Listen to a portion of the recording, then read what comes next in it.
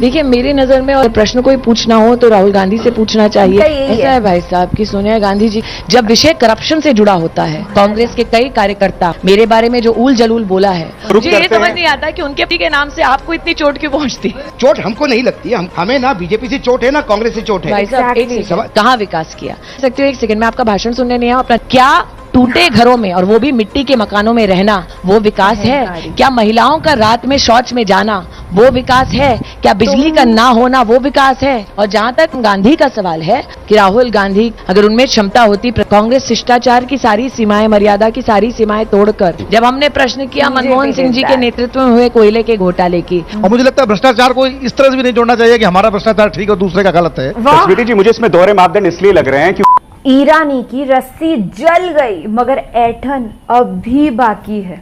हमने बचपन से सुना था कि विनाश काले विपरीत बुद्धि, पर पूरे देश ने फिलहाल देख लिया है कि कैसे सिलेंडर ईरानी की स्टेप बाय स्टेप बुद्धि हुई भ्रष्ट और अपनी कुर्सी से दूर होती चली गई। क्या कमाल की एक्ट्रेस थी, पर राजनीति में इन्होंने ओवर एक्टिंग कर दी। इतनी बड़ी हिपोक्रेट है ना कि खुद की निजी जिंदगी में कुछ भी चलता रहे, बस राहुल गांधी, सोनिया गांधी ये नाम रटती रहेंगी और परिवारवाद की बातें करती रहेंगी। हम इनका परिवार कैसे बना है उस पर नहीं जाएंगे, क्योंकि ऑलरेडी लोग इन्हें बड़ा अपमानित करते हैं कि कैसे इनकी शादी हुई। मैं इसके बिल्कुल खिलाफ हूँ, पर सच्चाई ये भी है अगर ये पर्सनल टिप्पणियां करेंगी किसी राजनेता पर तो इनको खुद को भी अपनी दवाई का स्वाद चखना ही पड़ेगा ना। हे हाय हेलो नमस्ते जी, सत श्री अकाल, अस्सलामु अलैकुम। मैं निधि शर्मा इंडिया से। और ये जो एरोगेंट ईरानी जी है ना, इनकी डिबेट पता है किसके साथ हो रही है? अभिसार शर्मा जी। ये one of my favourite journalist. कभी भी इन्होंने झूठ का साथ नहीं दिया है और इसी वजह से इन्हें जॉब से हाथ धोना पड़ा था, जैसे साक्षी जोशी जी के साथ हुआ या रवीश कुमार जी के साथ हुआ। और अभिसार जी जैसे सच्चे पत्रकारों ने जो रिस्पेक्ट कमाई है ना, वो कभी दलाल नहीं कमा सकते। हाँ, ये जरूर है कि 100 करोड़ रुपए कमा लें वो, पर इज्जत सच्चे जर्नलिस्ट ने ही कमाई है, चाटुकार कभी नहीं कमा सकते।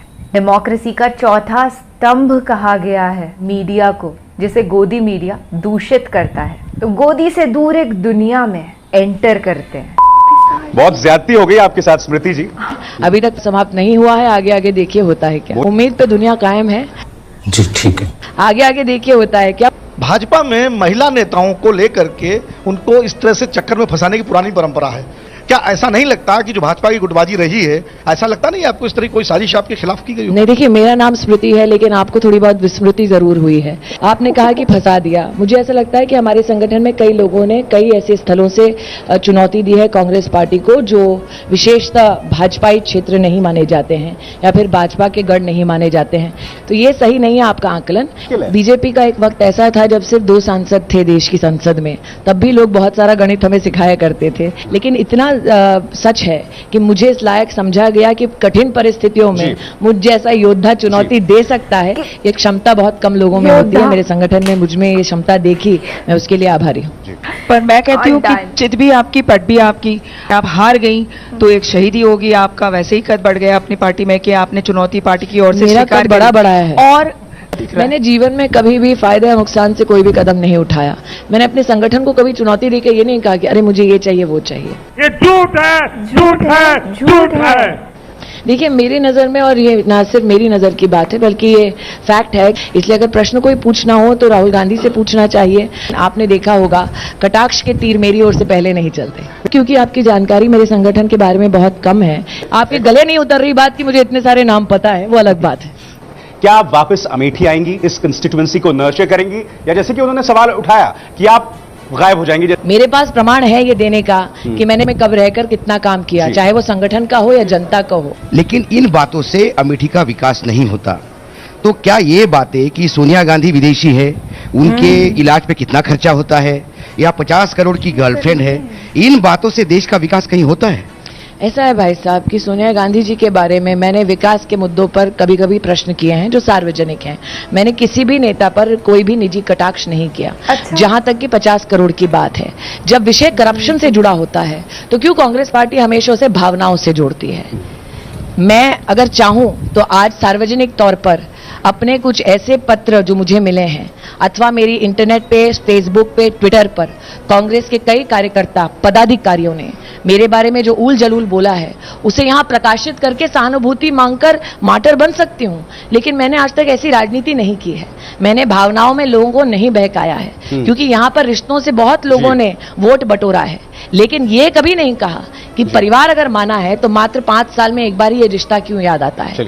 परिवार को हमारे देश में हमेशा कुछ दिया जाता है, इधर परिवार से लिया जा रहा है और विकास उसके एवज में नहीं दिया जा रहा है। ये अमेठी का सत्य है। आप अगर मेरी बात पर विश्वास न करें तो इस हॉल से बाहर निकले, जाएं गांव में। बात पे विश्वास करते हुए बोलता हूं, तो आप ही की पार्टी से देखो, जब आपका सवाल होता है ये व्यक्तिगत सवाल नहीं, को मैंने भावनाओं से ना कहा जोड़े। नहीं, सवाल आपके पार्टी से ही लेके है। यदि विकास का ही मॉडल है, जो विकास का मॉडल आज यदि देश को देना चाहती है भाजपा, तो उसमें ये 50 करोड़ की, मेरा कहना है 50 करोड़ की गर्लफ्रेंड से लेके, इस सज्जन को क्या तकलीफ है भाई, क्या तकलीफ है इनको? जो खर्चा सोनिया गांधी के इलाज पे हो गया वो कोई मायना रखता नहीं।